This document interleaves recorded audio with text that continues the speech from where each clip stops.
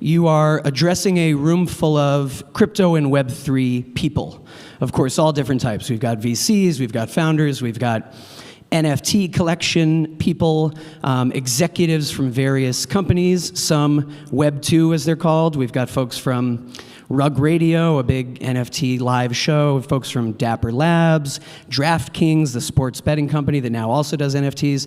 They really run the gamut, but a lot of true crypto believers, so lots to talk about.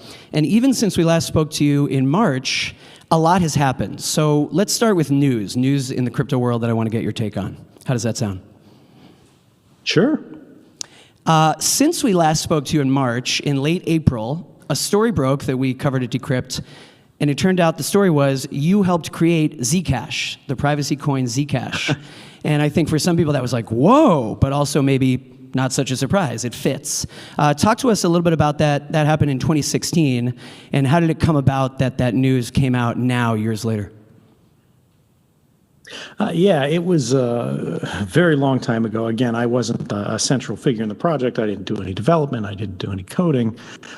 It was more that they had, in order to kickstart the Zcash network, which used a novel kind of cryptography that allowed really strong privacy between transactions, that wasn't doing like, shell games, trying to move things around, or just use mixing to the chain, but use zero knowledge proofs.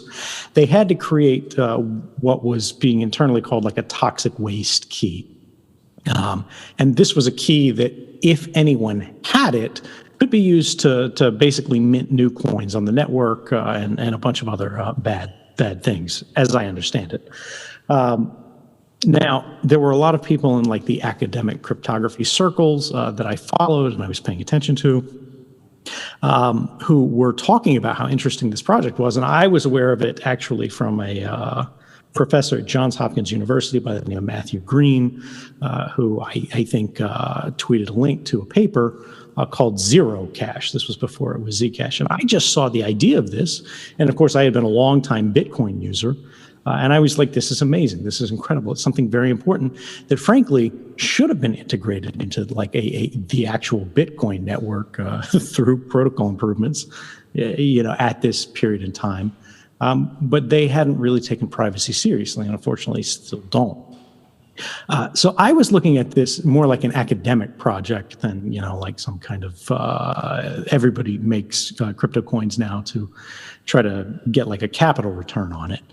But they were going, how do we get this key, construct this key, that if anybody had it, would be harmful, and how do we make sure nobody does this? So they created this thing called the ceremony, where they would basically do a cryptographic round among many different participants around the world, different people, and the way it was structured was such that if there was one honest person in the entire cohort, the dangerous properties of this key wouldn't exist. And you could basically ensure the network was fully safe, and all you needed was one honest person. And one person whose keys weren't stolen, whatever. Everybody else could be against it, could be trying to exploit it, could be doing whatever, and it would work. And this was something that I got approached by. I can't recall actually who approached me. It might have been Zuko. I believe probably was Zuko, who might have gotten to me because I had written about this paper and my interest in it, and said, hey, would you be willing to serve as a part of this ceremony? And I went, well, why not? I have one person where nobody knows where I am, what I'm doing, whatever. It would be very hard to target me. I know quite a lot about computer security, but at the same time, I can at least have the honesty layer. So my sort of vulnerability in this would be hacking, right? It would be surveillance. It would be cameras in the walls from the Russians or whatever, stealing my computer, using a bad computer, or whatever. Other people might not have a hacking risk. They might have a social risk. They might have an honesty risk, something like that. But by being a part of this larger cohort, you could make sure that basically nobody cheated the network. And it worked, right? Since then, there have never been any, as far as anyone's knows, sort of greater emissions that should have happened on the network. And eventually, and this is why it came out later, was they moved beyond it. And that key is no longer used. It's no longer sort of a threat to the network. That whole sort of proving channel is gone, and they used a more modern solution that didn't have these same risks. And so they did kind of a little mini documentary talking about this, and Zuko reached out to me and was like, would you be willing to sort of say that, you were in this? Because I participated pseudonymously. I didn't want anybody to like use me for a marketing purpose. It was just to contribute. Right. What was your pseudonym? Sort of the improvement, the advancement of this. And so I said, yeah, sure. I was a part of this. I was John Dobbertin. Right. I think I was in Ljubljana, Slovenia, according to the legend. Dobbertin, right. I saw some jokes when the news came out that you had helped create Zcash of, well, could Snowden have been Satoshi? No. I'm not, but I'm very grateful to whoever that was. I have my suspicions, but that's really an incredible story because they gave a gift to the whole world and walked off into the sunset one way or another. Right. People are peoples. Let's stick with privacy and Bitcoin's privacy shortcomings, which I think led you to Zcash, as you said. I want to get the quotes right, but you have said this a number of times, written about this. You said Bitcoin is failing comprehensively on the privacy angle, since, of course, the transactions are not fully anonymous. They're semi-anonymous, which, side note, everyone in this room knows that that's something that a lot of people get wrong. A lot of people who are not in crypto, they say, and it's all anonymous. And when it comes to Bitcoin, it's not. I mean, you can see that, this wallet did the following transactions. You might not see that it was John Miller's wallet, but you see what the wallet has done. I assume that hasn't really changed. Now, I noticed that just a couple days ago, you retweeted a 2009 tweet from Hal Finney, another person some people think was Satoshi, that said, looking at ways to add more anonymity to Bitcoin. So what would that look like, and what's your updated thinking on how to do crypto with even more privacy? I mean, in Zcash's case, or we could mention Monero, those things still don't really have huge adoption on a mass scale. So where do things stand in terms of improving Bitcoin's privacy value? Yeah, I mean, the challenge here is everybody knows who is technically involved in this, that Bitcoin is really bad on privacy. I think the only people who do it worse actually are Ethereum, and that's because they use the account-based model as opposed to the address-based model. But a lot of people only use like one account. So they see it's like as if you were using Bitcoin, you were just reusing the same wallet. You get this giant history cruft that just follows you wherever, and then you create all these chain explorers, and then people see every smart contract you've interacted with on Ethereum, and it's problematic. Bitcoin suffers from the same thing, but at least largely because there's not as much contract-based activity on Bitcoin. They only see, address A sends to address B and so on. They follow it out. They chart it. They see where it splits on the chain, and then they try to go where it goes back to a common node, or they track spends, or they go where it goes through KYC gateways. And, they find out it with the tools that I had at the NSA in like 2013, tracking Bitcoin transactions would have been very, very easy.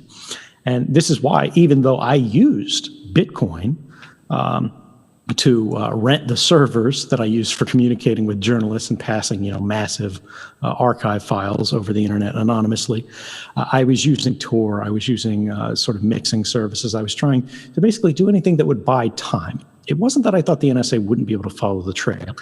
It was that, I'd have to go to this guy, and then I'd get routed over to the office, and then they wait on it because they had other things to do. And it wasn't until there would be a sustained effort that they would be able to do this. And by then, I would have already contacted the journalists, so the door would be closed. Normal Bitcoin users don't have that level of awareness. They don't understand the network flows. They don't understand simply your IP address sending, this transaction to this node that then passes it on. All of that leaves a history that is largely being recorded. There are ways on Bitcoin that they can improve this, and that are done like coin join transactions and the whole join market thing, which are great, but they're way too technical for average people. We see some wallet providers who are trying to like build in their own mixers, and like that's great. It's an improvement. But it's really not enough. You have to have this stuff in the protocol. It has to happen on chain. And that's where you see things like, yeah, Monero is great. I use Monero, right?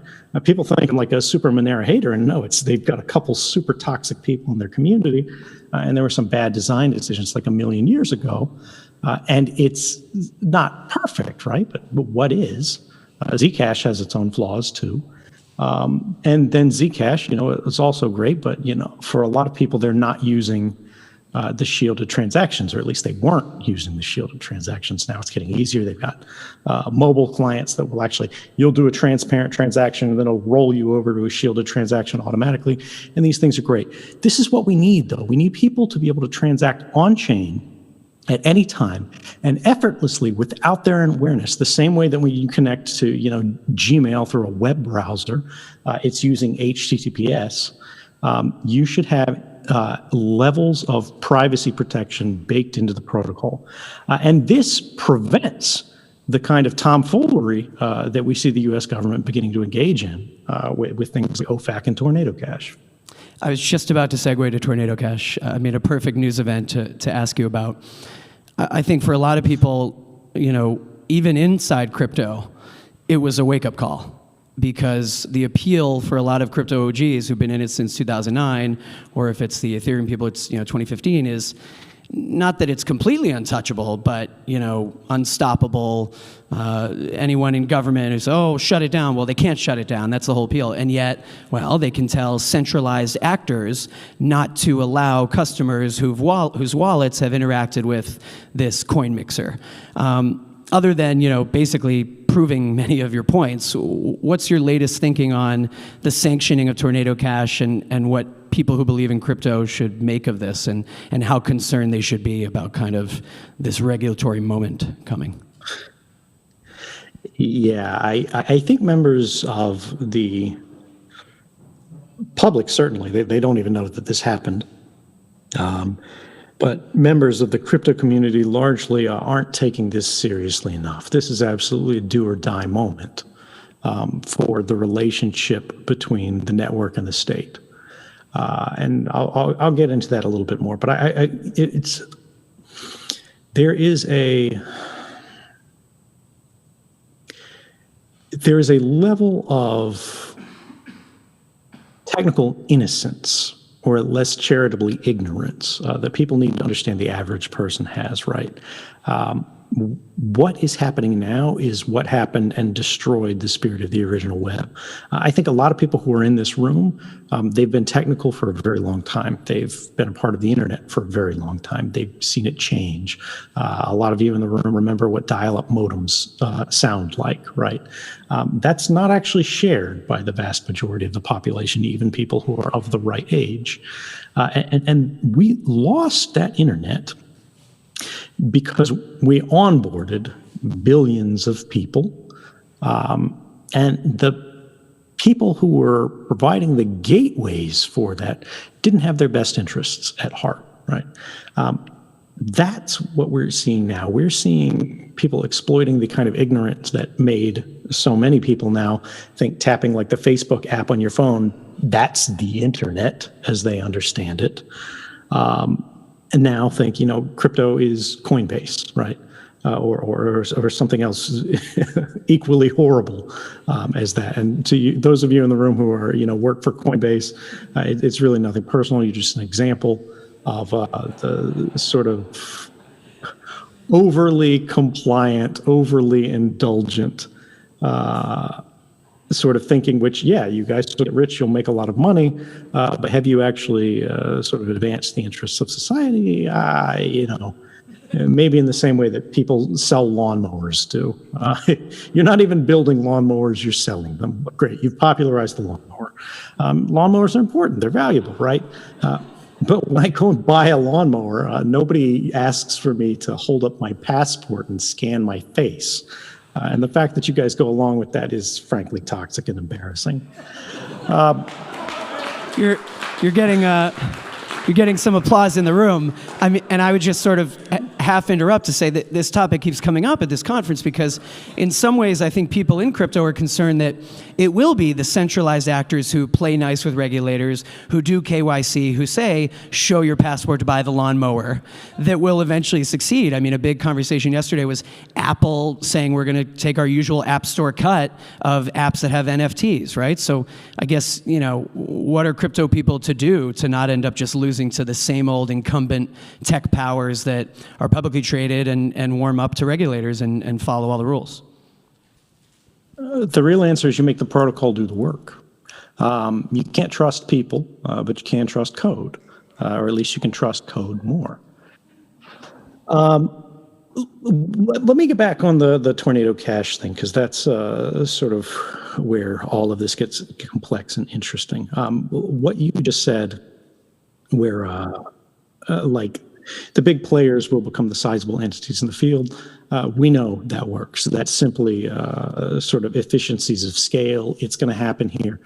My plea to those of you who are in that sort of big end of the pool is, if you're going to cave strategically.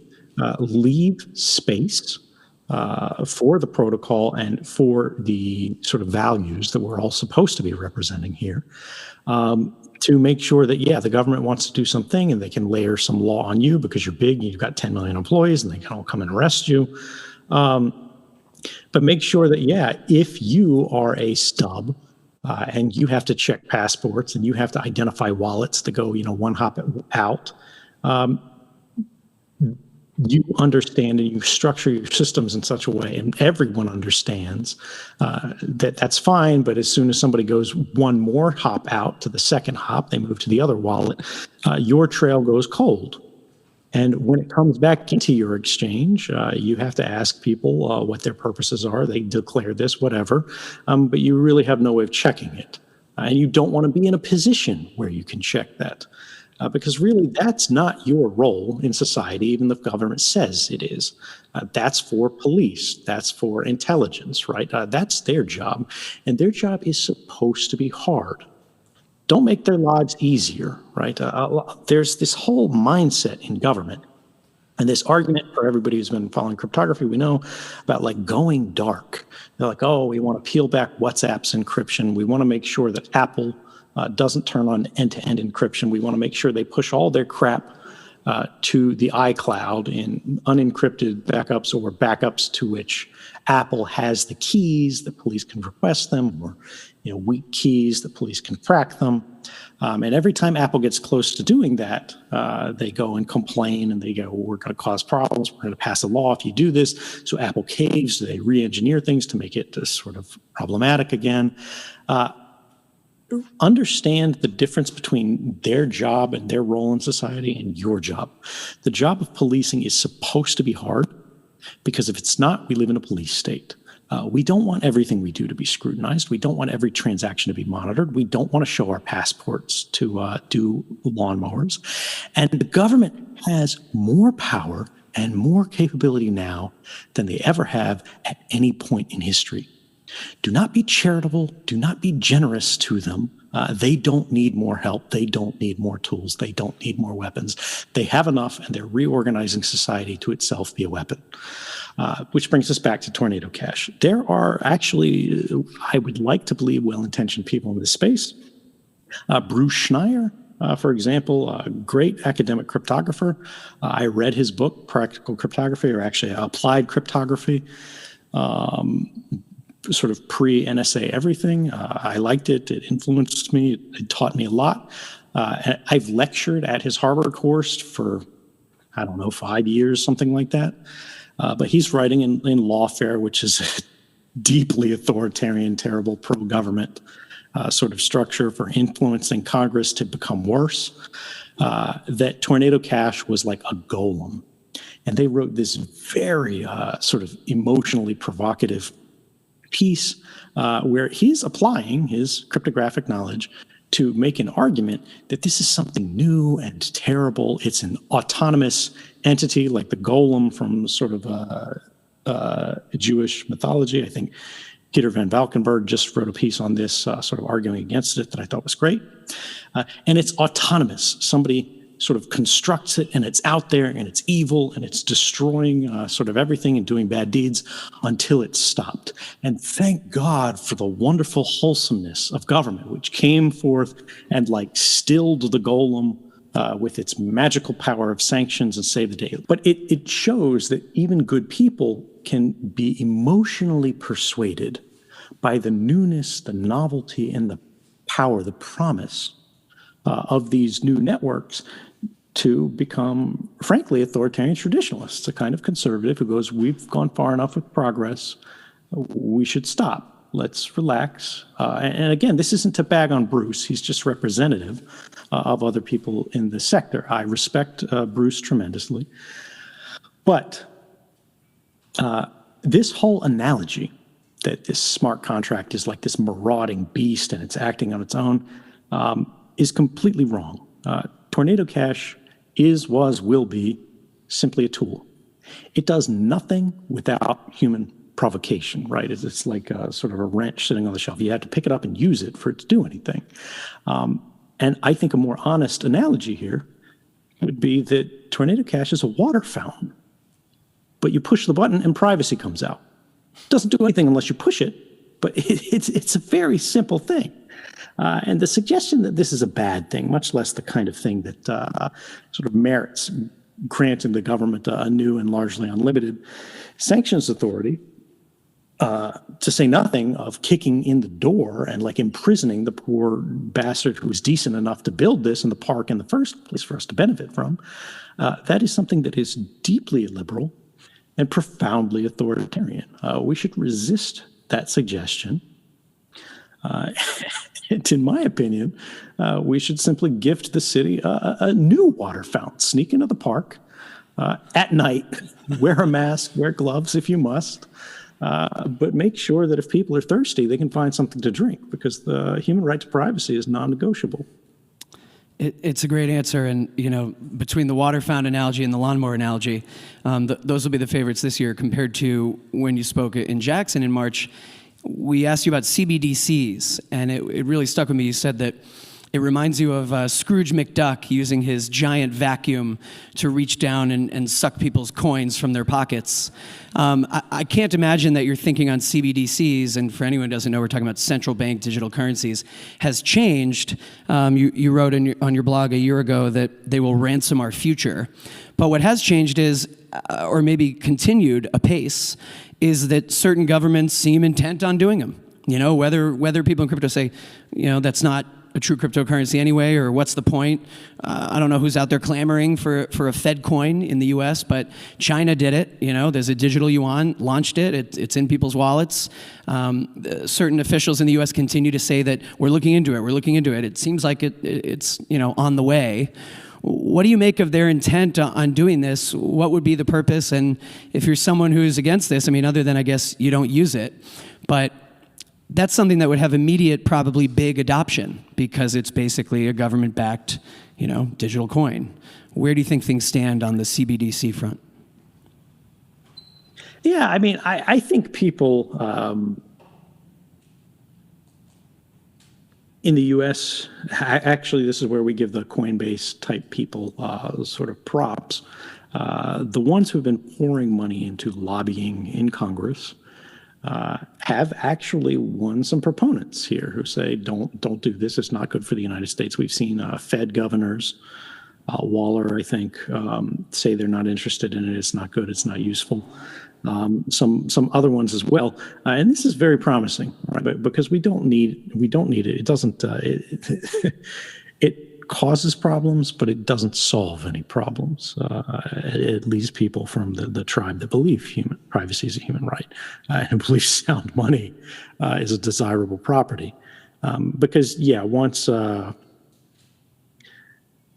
government can reach every unit of currency in every place, rather than it being in a pocket or hidden under a mattress where they can't reach it.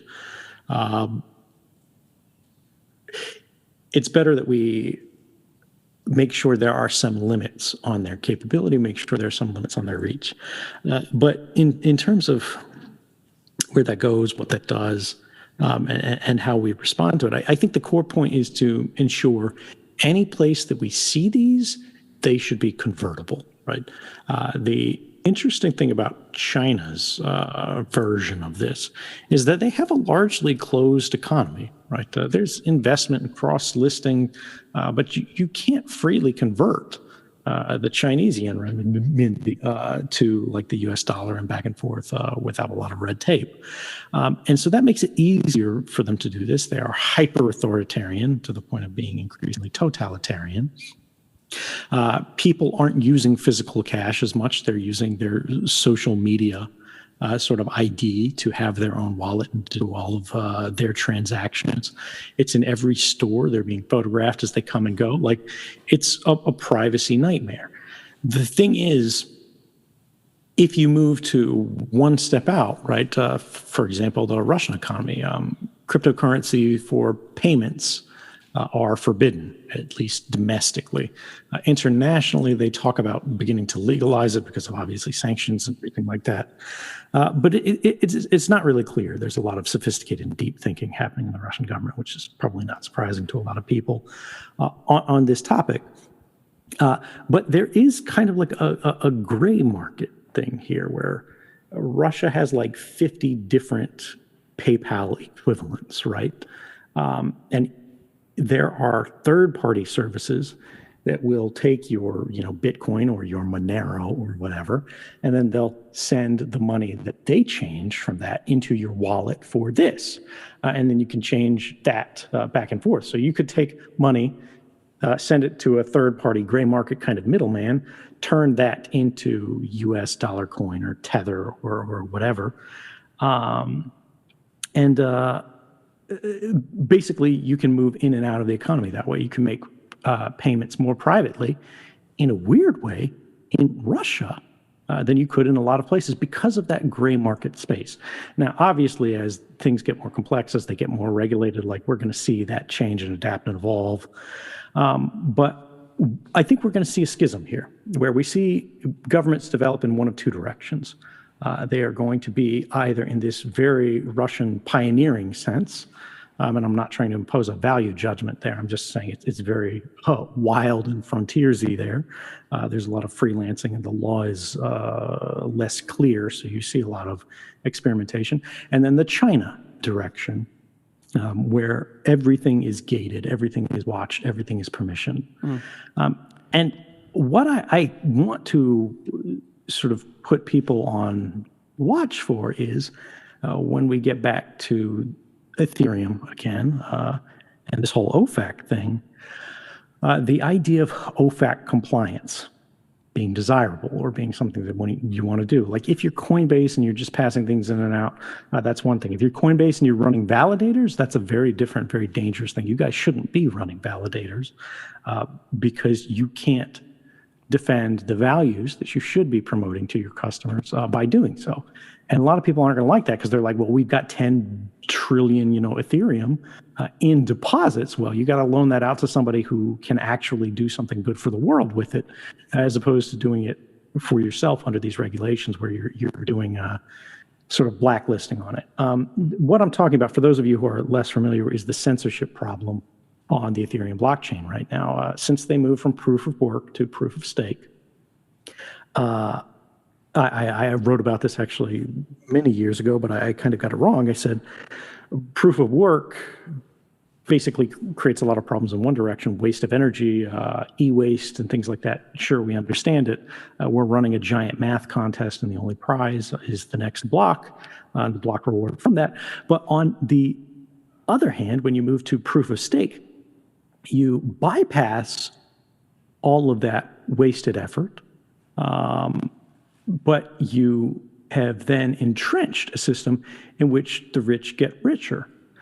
So like, which of these is more desirable? Well, then when we go, the people who are rich have much more to lose from breaking the rules. You see that you start to create an inevitably more centralized network over time. And this is a big problem. Now, this is a major experiment. It's very interesting. I think the proof of stake thing on Ethereum is great, and it's something we want to see succeed.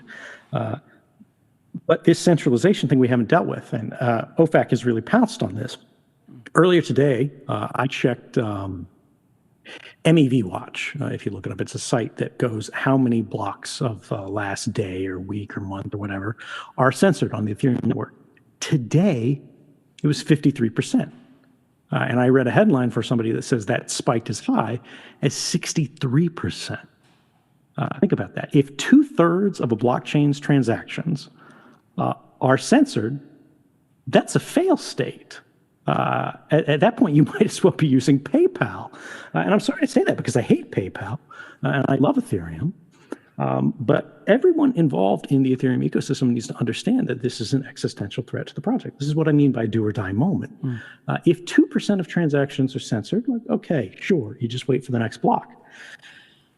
But if one idiot sitting behind a desk in Washington can stamp a piece of paper without so much as passing a law, and in a few months, every other block in your network, or 2 out of 3 on your network, and it's still creeping up, so it's going to be 8 out of 10,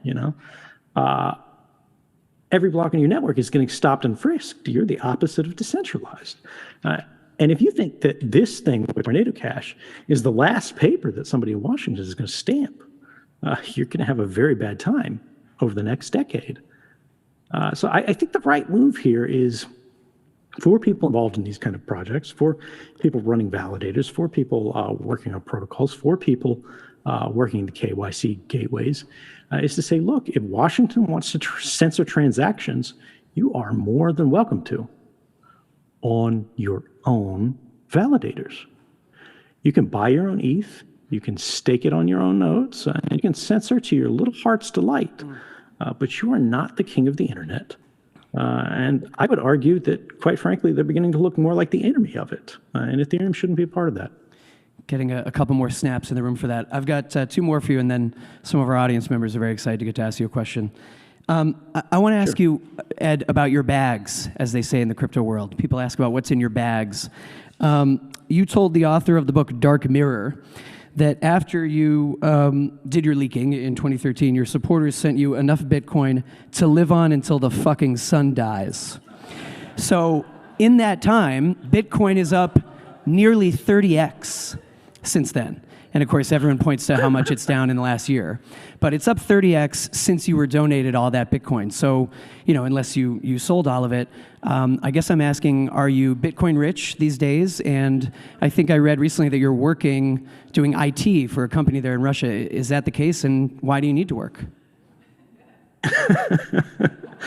So one thing I would say, don't trust everything that you read in the press. Secondly, that was written by Barton Gellman. I like Barton Gellman. He's a good journalist. He's nobody's friend, right? But that's an important quality for some of the best journalism. That was a private comment that wasn't meant to be published.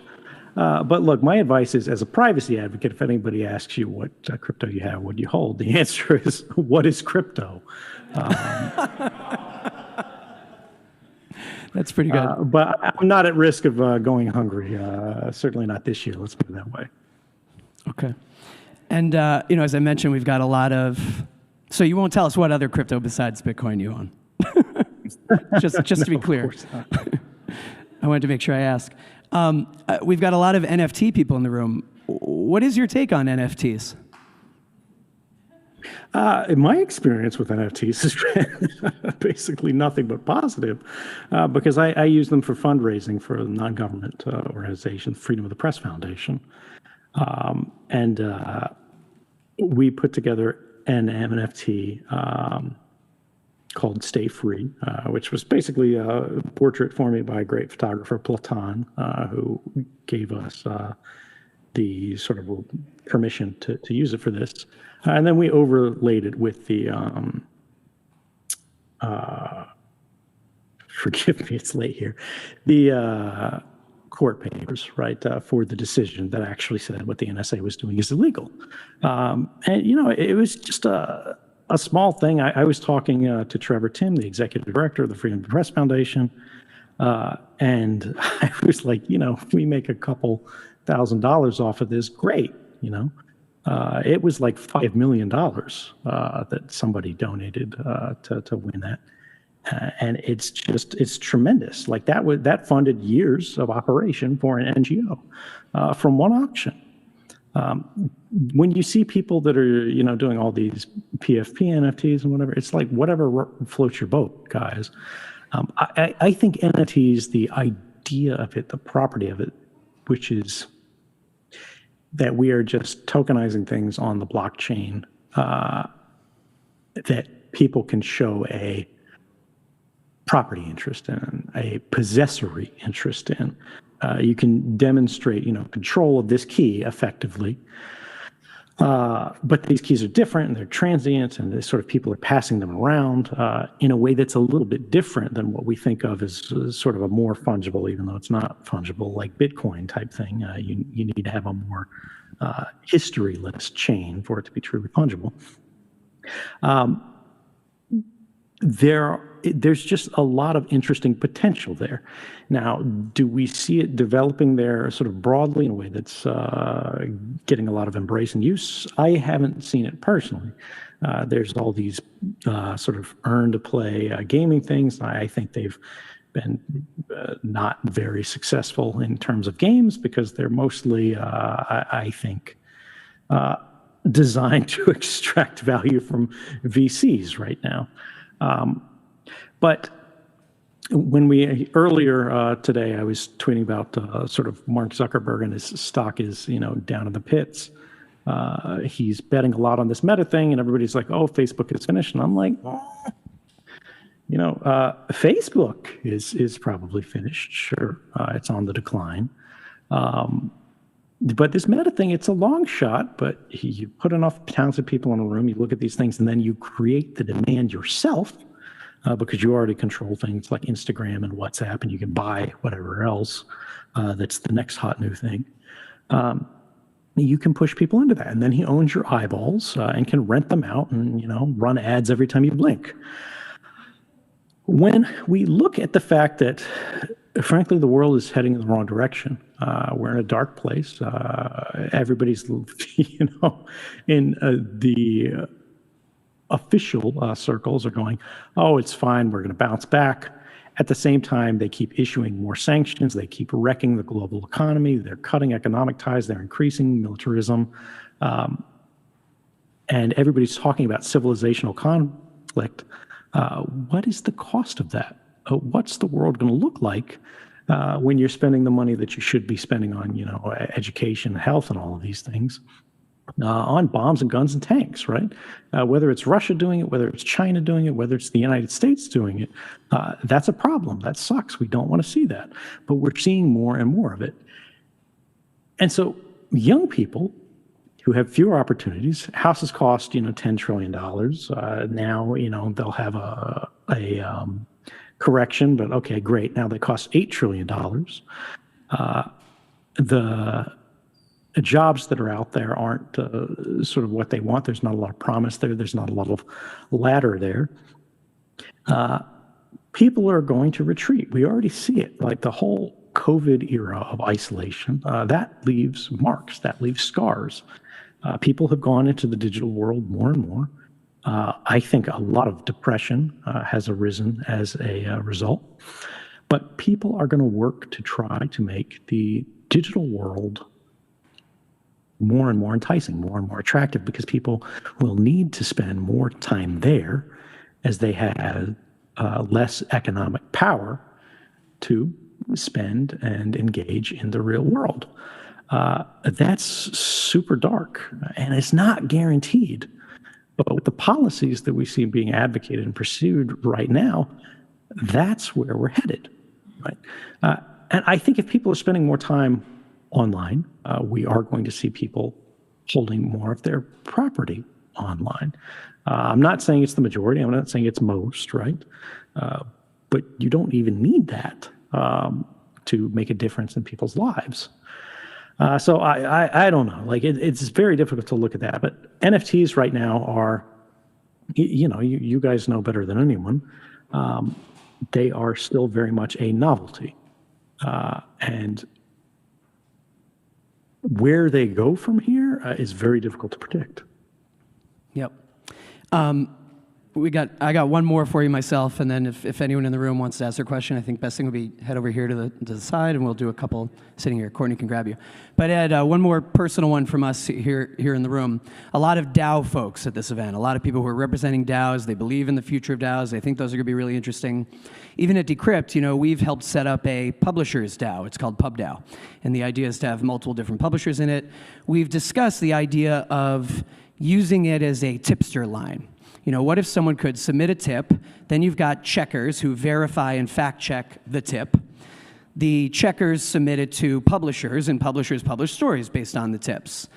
When you get into something like rewarding people for that, paying, whether it's in tokens or any other currency, does that create an issue with the veracity of the tips? What's your take on this? And if something like this had been set up when you did your leaking 10 years ago, do you think that would have changed things, improved the process, allowed you more anonymity if there was sort of a crypto-based tip line for whistleblowers? No, I don't think so. For me personally, because I understood enough about how all the technology works that I effectively made my own. Right, I found the journalist, and it was quite difficult. I got rejected a lot in the beginning, but you persist, you find sort of ways to move laterally, and then you get in. And then when you've talked to one, you can talk to the others through them, and then everybody's on a team. You create that internal competition, so you're not dependent on sort of one journalist getting everything right or making a mistake, but instead you have them compete against each other to keep everyone honest, and then whatever. We actually have this now with SecureDrop. It's the marquee project for the Freedom of the Press Foundation. Which is basically everything you said minus the tokenization and reward. And basically every major newsroom in the world is using this now. It's not very well known because it's not super hugely advertised. But if you want to get a tip digitally to the New York Times, right, or the Washington Post, they've got a SecureDrop link on their site. You can go to it through Tails. It connects through Tor. You send an encrypted email, effectively, it's not an email, but directly to them on a private site that they control. It's got sort of air-gapping different systems on it. In their newsroom, they've got a couple employees that are trained on the system that go through and just see which of these sort of submissions is credible, is legitimate, is authentic, and which ones are about, how aliens built the pyramids. And there's a lot of both, but actually some of the biggest stories of the Trump era, as I understand it, actually came through SecureDrop. And that's a remarkable thing, right? But the sort of what's new on what you talked about was this reward aspect. Right. Well, we do see reward schemes used for whistleblowing in the financial context, right? Sort of reporting to government waste, fraud, and abuse. Yeah. We're cheating on taxes. We've seen it done in like Switzerland. We see it done in the United States. And this actually has prompted positive results in some cases. The idea of sort of a communal pot for rewarding stories of a certain type, I haven't seen before. It actually reminds me of the old paper, I think it was Assassination Politics, about an assassination market, where people are basically putting bounties on public figures. And I think it would get tremendous sort of pushback as a kind of vigilantism. The question is, do you want your sources to be motivated by money? And how much money does it take to do that? Yeah. If you're reporting on Goldman Sachs, right, and you can get, some percentage of the fine that they pay, that's a ridiculous amount of money, right? If it's something else, it's I don't know. It's interesting, I think, but difficult ethically. Sort of implementing it would not be hard, but it's very much an experimental thing. I just haven't heard of it before. It is an interesting idea, let's put it that way. Maybe we'll consult with you further on it. We've got just a few more questions for you here, and I want to thank you again for being willing to take some questions from the audience. So thank you, Ed. And sure, of course. We have our first questioner here. Hi there, Mr. Snowden. Yeah, thanks again for spending some time with us today. My name's Chase, and the question I wanted to ask you about is on the topic of the network state. Just for the audience, some background. The idea of the network state was put forward by Balaji Srinivasan earlier this summer. In a single sentence, he describes the network state as a highly aligned community with a collective or capacity for collective action that crowdfunds territory around the world and eventually gains diplomatic recognition from pre-existing states.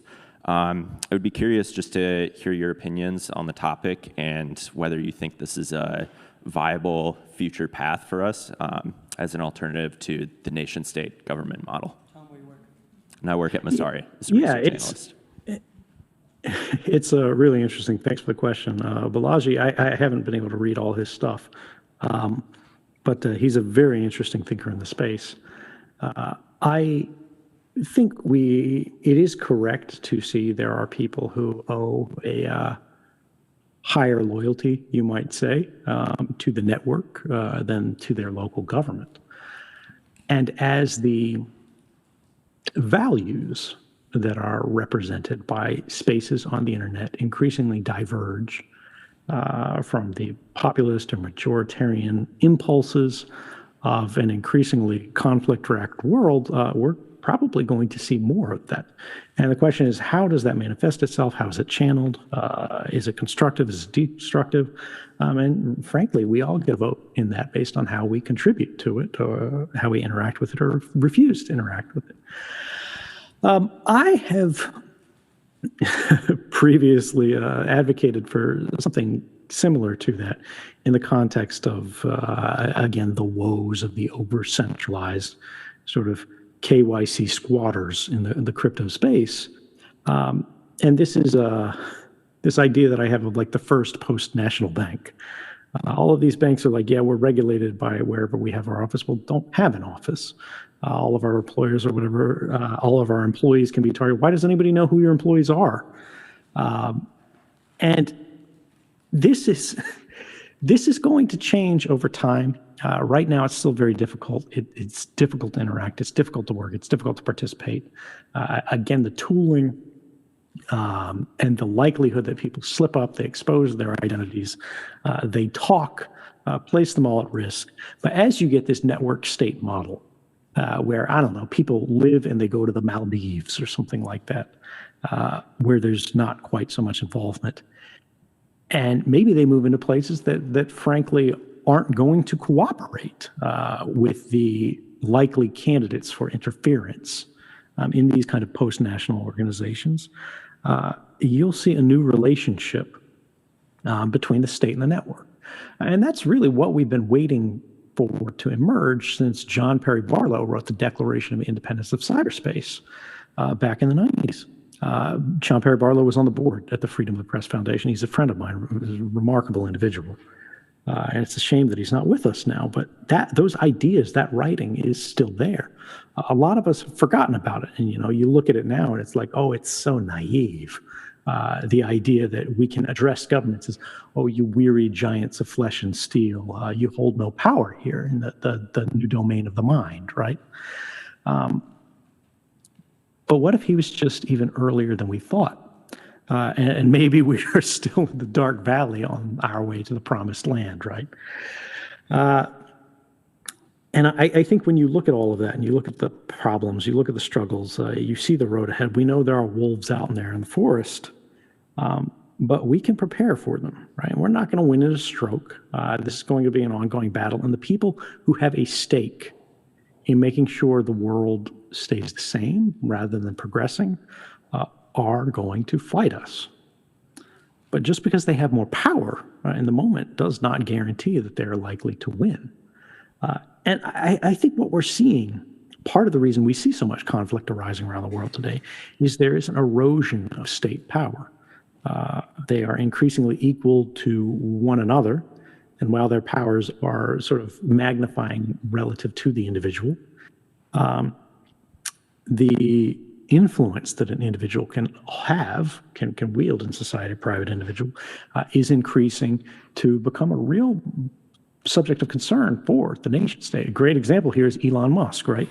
They are freaking out about him buying Starlink, or not buying Starlink, buying Twitter.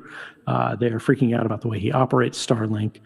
You have heads of state who are basically lobbying this guy, trying to get him to act this way or that. That's a remarkable level of influence for somebody to have in a society. And a lot of people are threatened by this, and I'm not saying it's something that we want, but we need to be aware of it, and we need to think about how that affects the dynamics of what the world is going to look like tomorrow. So to go back to the network state and, what do I think about it? I think we haven't really even seen the beginning of it yet. But 10 years on, the world is going to be very different. And we need to make sure that we have a hand in determining how that looks. Awesome. Appreciate it. Just a couple more, and I'm glad you mentioned Elon Musk and Twitter. It was on my list to ask you about.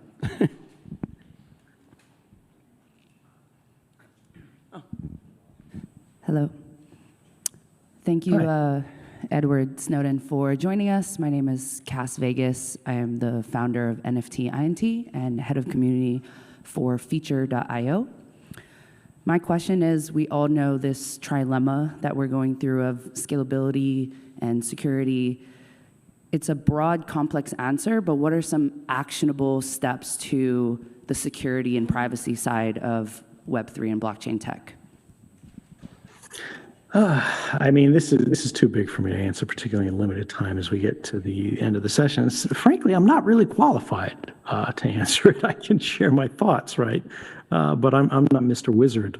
There are a lot of people in the room who have much greater credibility and sort of established experience who can probably give you a better answer. But my reflex here is that everybody gets excited about sort of speed and scalability. And what is so remarkable about how Bitcoin succeeded in the way, the reason that it changed the world is because that wasn't really the focus. It was a factor, it was an interest, but they went, let's make this work. Let's make it powerful. Let's make it unstoppable. And then we can worry about sort of the scaling and the speed and everything else later. Now, Satoshi wasn't trying to attract VC capital, right? He wasn't worried about, or she wasn't worried about competition. But when we look at it today, we have these networks and we see things like, again, the privacy coins are a great example of this. They are really strictly better than non-private competitors in a lot of ways, but the network effect determines so much in terms of use, in terms of adoption, in terms of acceptance, that it's really difficult for them to get traction. One of the things that is so interesting to me about Ethereum is the fact that it has so much interaction, it has so many cross-chain activity through bridges and whatever. Bitcoin, we really don't have very much with that, except as the kludges to sort of enable everything else, because it wasn't really supported at the protocol layer. We see more interest in it, but I think the idea that we need to accept, and unfortunately, Ethereum is really calling this into jeopardy with this whole OFAC thing, because it shows the flaw of going, well, let's focus on speed, scalability, efficiency, and let's put sort of decentralization to the wayside. We need movement between chains, right? There's like the Bitcoin maximalist mindset where it's like one coin to rule them all. And we're going to end up there if the other chains, frankly, don't get their shit together, like with Ethereum. But that's not the world we want. We want people to be able to choose the properties that are most efficient and interesting and valuable to them. Maybe you store your savings in a coin that's a strictly good store of value, right? And I'm talking about like Tether or stable coins. I think the centralized stable coins are crap. I'm very interested in like the MakerDAO DAI thing, not the Maker token, but the DAI part of it. It's phenomenal. The fact that it still works is remarkable. The fact that it still holds its peg is remarkable, just through some over-collateralized algorithm schemes. But then when you want to sort of make it more private, you move it through, whether it's a tornado cache-like thing that's on chain, great, if that's supported there. But imagine it's able to freely move to another chain. We see something now like the Ren bridge that allows you to move from Ethereum into like RenZec, and then you've got your Zcash there. And then maybe later on you move back into Bitcoin because you want to spend there or speculate or whatever. You just trust this one more to hold its value. Or there's some feature of the chain there that's interesting to you. And then you move it somewhere else. There should be a portability here that's not costing you like 2% on every transaction where, we have all these DeFi people that are just trying to extract rents from the ecosystem. But we want people to be able to answer that trilemma for themselves. Right now, very few people are qualified to do that because they don't understand the implications of moving between these chains. They don't understand the values and the properties between it. They just see a stupid dog avatar and a coin that comes out of Elon Musk's account, and then they're like, yeah, write me down for that one. And that's a problem. But as the space matures, as these sort of networks become more sophisticated, people should be trusted to make their own decisions on these kind of things. And we should enable that. There should be coins that are better in certain parts of this trilemma than others. And that's okay, right? Maybe we have a transactional layer where it's super fast and it's got great scale, but it's got terrible properties for everything else. It's super centralized. But it doesn't really matter because you never keep anything on that chain. You only basically rinse through it to spend. It could happen transparently. Nobody's even aware it's there. But the infrastructure has to exist. People have to build it. Like there has to be space. And that's where we still see the great immaturity of the space. Everything is an experiment. And the people who are doing really well with precisely this kind of thing, like the Ethereum guys, I really like, again, that they've done this proof of stake thing, but it's incomplete. We don't have the end. Now we're being confronted with the problems of it, and they really need an answer for this. And right now, there's been no response to the OFAC compliance disease that's eating into their blocks, and we needed a solution to that. Thank you. Really good. The people in the room are really interested in all this. We appreciate your time, Ed, and it's been a little bit of a marathon here. Can you take one more question? Sure. Okay. Hello, Mr. Snowden. I just want to say that, that lots of people may look at you like a criminal, but I look at you truly as a hero. What my question to you is, my name's Israel. I'm a crypto native person. I believed in Bitcoin before it ever had a price, just because I want to replace the medium of exchange between human beings to something that's actually valuable. And so the reality. I would like to ask you this question. So you did what you did the whistleblower thing. You provided the world with all this information on how its privacy was being invaded.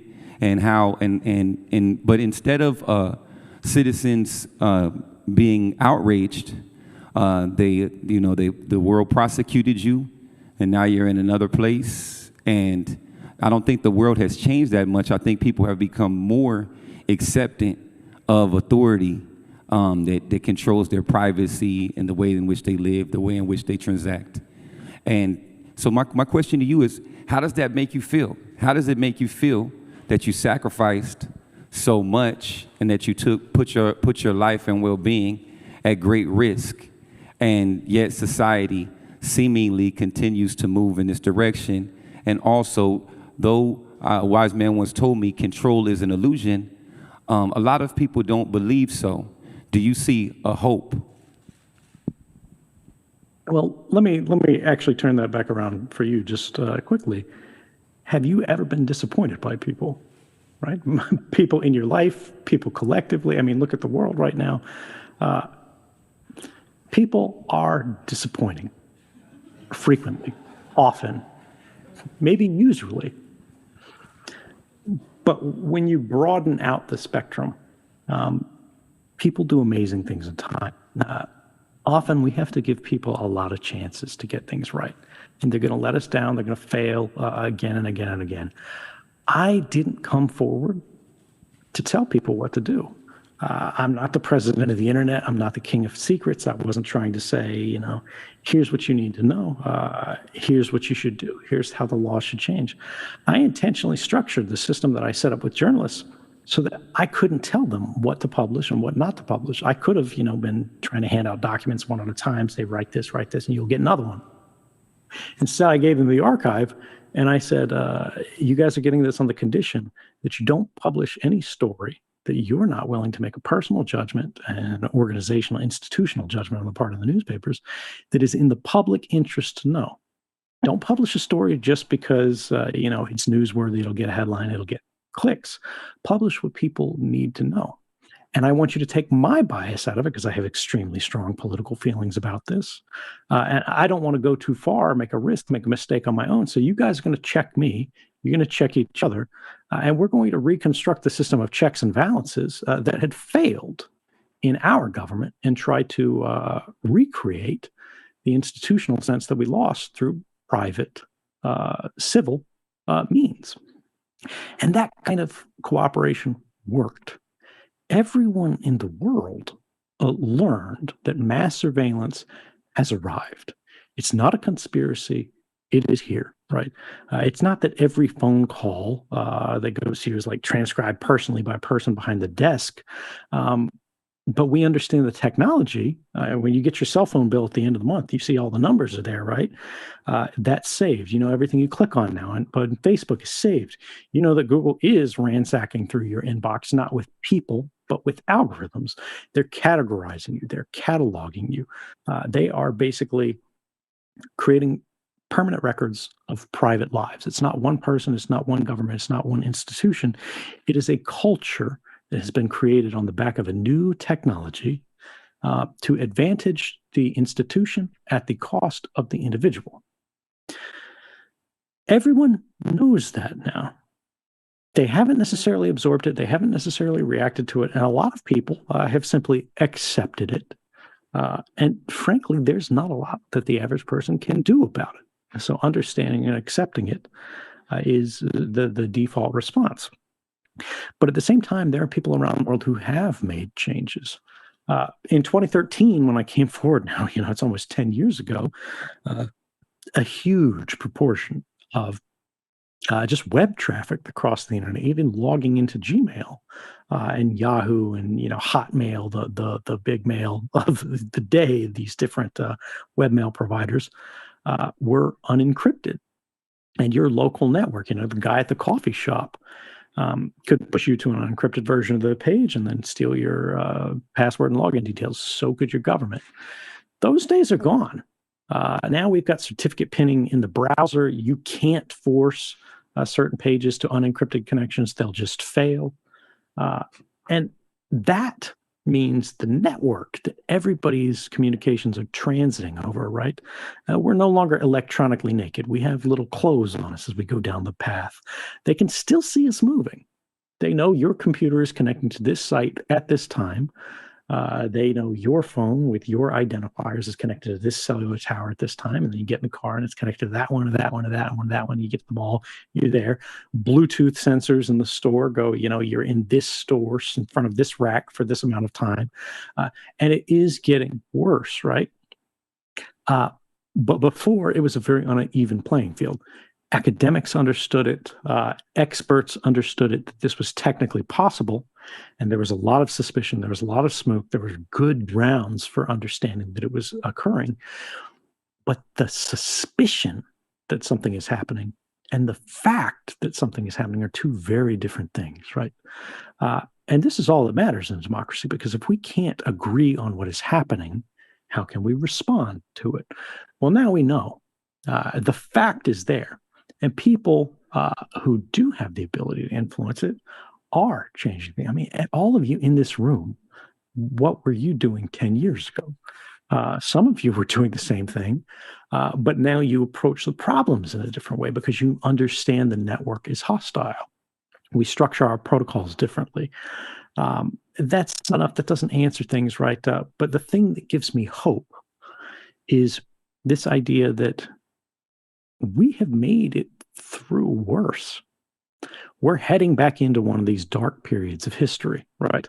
And there are a lot of people who are not gonna be a lot of help. Um, we don't necessarily need to judge them, right? We don't know what their lives are like. We don't know what they're on the hook for.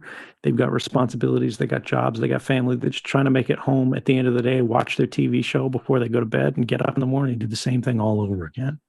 Uh, but we depend on those people too. Everybody, not everybody, but most people are providing some service. They're making some kind of contribution. Uh, and this human network is the whole point of our digital network. The network doesn't exist for itself. The network exists to serve people. There are institutions that are trying to make us serve them. They're trying to make the people serve the network.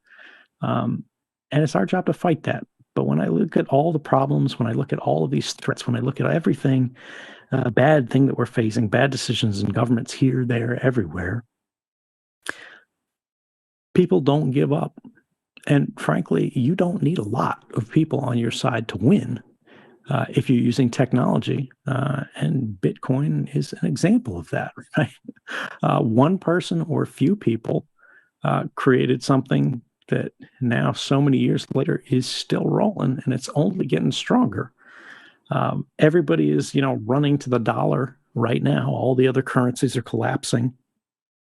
But once everybody is in the dollar, right, what happens then? Well, the dollar isn't safe either. And when people realize that, the question is, where do those dollars go? It's not really about money, right? But it's the idea that people are voting with those dollars as a sort of sign of faith. And I don't know if it's going to be Bitcoin. I don't know if it's going to be something else. It doesn't really matter. I'm not super interested in, the charts here. But the idea is we are at a moment in history where everything is in flux. But the cards are about to fall on the table. We need to be ready. We need to do the best we can to respond to events as they occur and try to make the world a little bit better. There's a lot of things we can't fix. We're not going to be able to fix. There's a lot of people who aren't going to care. There are a lot of people who are going to try to stop us. There are a lot of people who are going to cause problems. And, you can go out on the street right now and light yourself on fire, and most of the world is going to yawn. But sometimes one person is all it takes, and that could be you. And that's what gives me hope. Thank you for that answer. Great answer. Thank you for your time.